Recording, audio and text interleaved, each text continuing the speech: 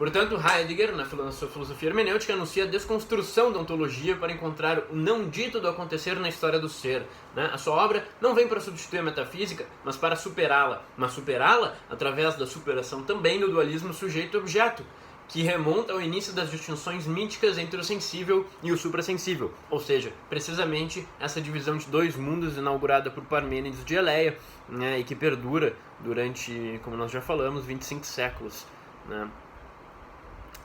Bom, passando rapidamente aqui por Platão, idealismo platônico, que inaugura o método da dialética, que serve para depurar e perguntar através do diálogo, as ideias. Portanto, Platão acreditava que mesmo que eu perguntasse para uma pessoa comum do povo sobre geometria, se eu souber fazer as perguntas corretas e graduais, eu vou obter dessa pessoa um raciocínio geométrico. Por quê? Porque a alma dessa pessoa tem uma reminiscência, uma intuição da ideia do mundo das ideias, mas, claro, isso é tratado como um mito. E pelo mito da reminiscência existem dois mundos. Um mundo, de novo dois mundos, um mundo em que estamos incorporados, que passou pelo esquecimento das ideias verdadeiras quando nós nascemos, e o mundo das ideias verdadeiras, onde as almas desencarnadas têm acesso imediato à verdade. Portanto, a intuição aqui como uma coisa dada. As ideias platônicas acerca dos conteúdos significativos podem ser vistos como elementos provenientes da natureza. Já a preocupação de Aristóteles é com o processo formal das perguntas que chegam a uma boa resposta. Então ele estudou os diálogos platônicos, retirou daí as leis dos processos de perguntar e responder, e com isso fundou a lógica. O silogismo é um exemplo disso, universal para o particular.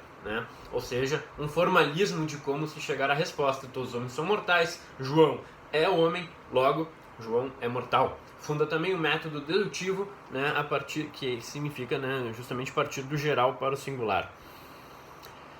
Mas, mais do que isso, Aristóteles desenvolve o método do raciocínio lógico, através do qual se buscará os critérios de verdade. E já na escolástica, é São Tomás de Aquino quem irá tomar Aristóteles como ponto de referência para a elaboração do seu sistema filosófico.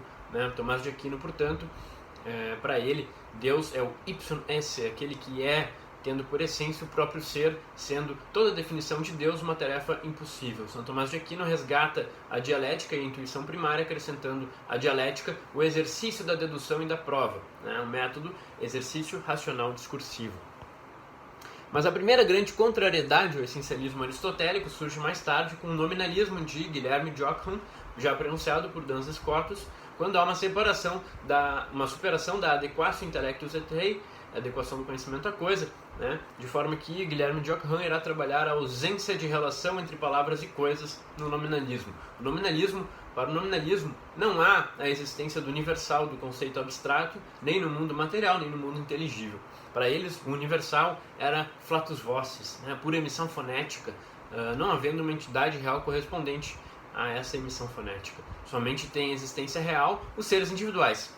A sua postura, como todos bem sabem, está retratada no Nome da Rosa, de Humberto Eco, na figura do Guilherme de Baskerville. E aqui vale lembrar a frase fundamental da obra: a rosa antiga permanece no nome, nada temos além dos nomes. Sobre o nominalismo também devemos lembrar o personagem Humpty Dumpty, de Alice através do espelho, de Lewis Carroll, que diz que quando eu uso uma palavra, ela significa exatamente o que eu quero que ela signifique, nem mais nem menos. Quando explica o sentido que empregou a palavra glória, Humpty Dumpty. Portanto, vale ressaltar aqui que a linguagem, hoje nós sabemos, não instaura existências autônomas por si própria. Assim como o mundo nos vem pela linguagem, a linguagem também tem a sua verdadeira existência no fato de que nela se representa mundo. Há uma relação necessária entre linguagem e mundo. Portanto, a linguagem não instaura existências autônomas.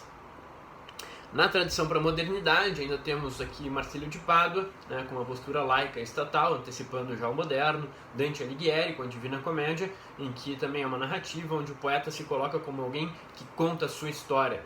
Depois ainda temos Shakespeare, por muitos denominado já o primeiro dos modernos, que falece em 1616. Sobre essa narrativa do Dante Alighieri, em que o poeta se coloca como alguém que conta a sua história, nós podemos lembrar também de Ulisses, só para vocês verem a diferença, como não há essa subjetividade própria da modernidade na metafísica clássica. Ulisses passa 20 anos fora de casa, e quando ele retorna, ele é o mesmo homem. Portanto, não há essa subjetividade. Então, a modernidade, pessoal, ela é, tradicionalmente a gente pode identificar assim, a fundação, né, dessa filosofia moderna com o cogito de Descartes, né, o penso logo existo, né, que apareceu pela primeira vez na tradução latina do livro Discours de la méthode, né, na sua tradução latina. Descartes, com o método cartesiano, que vem precisamente da tradução também latina do seu nome, né, René Descartes, Renatus Cartesius. Portanto, daí vem o método cartesiano. Penso, logo existo, né? Uma frase fundamental, essencial até os dias de hoje.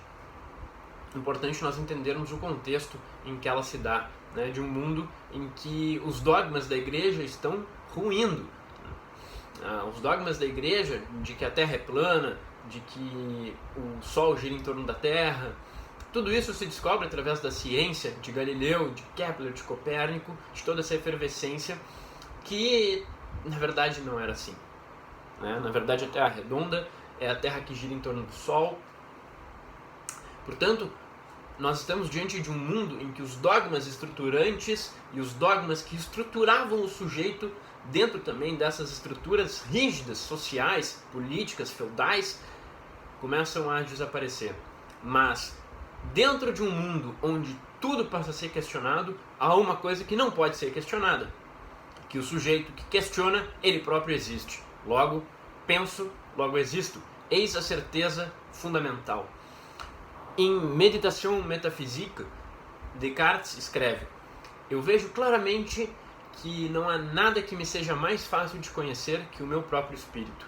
Né? Para vocês terem uma ideia de como esse olhar do sujeito passa da exterioridade para a interioridade.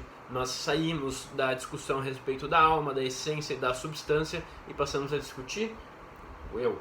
O sujeito passa a olhar para si e volta a olhar para si, acreditando que ele é que agora passa a dar os sentidos do mundo, dependem desse sujeito. Fundação da razão também, né? Nós temos aí também a fundação do Estado moderno, a razão como absoluto universal, moderno, que vai gerar também todo o movimento iluminista, ou seja, uma época de transformações profundas na história da humanidade. Bom, a verdade é que se realmente Descartes tivesse razão nessa questão de que não há nada mais fácil para mim de conhecer do que a mim mesmo, né, nós não precisaríamos da psicanálise, para dar um exemplo bem claro. Agora pensem que essa fundação do sujeito, ela se dá num período, como eu dizia, o sujeito ele era assujeitado pelas estruturas à sua volta, né? Ou seja, não havia, o sujeito ele não era nem mesmo um cidadão, ou ele era muitas vezes um servo, né? E um servo submetido a leis absolutamente iníquas, injustas, cruéis, até mesmo bárbaras. Por exemplo, a lei do direito à primeira noite, né, que o senhor tinha em relação aos servos que se casavam na sua terra.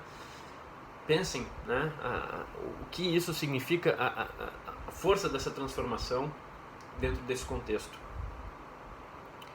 Portanto, a pergunta de Descartes era fundamentalmente como chegar à intuição indubitável da verdade, né? Ou seja, e ele estabelece a partir daí um método que se chama pré-intuitivo, que consiste justamente em procurar uma intuição, dividir e analisar até chegar à coisa una, né? Até chegar a uma parte indivisível do objeto, né? Portanto, essa é a própria fundação também de um método científico, porque percebam que naquela época as pessoas, os grandes pensadores ainda eram físicos, matemáticos, poetas, filósofos, artistas, pintores, inventores, faziam as mais diversas ocupações.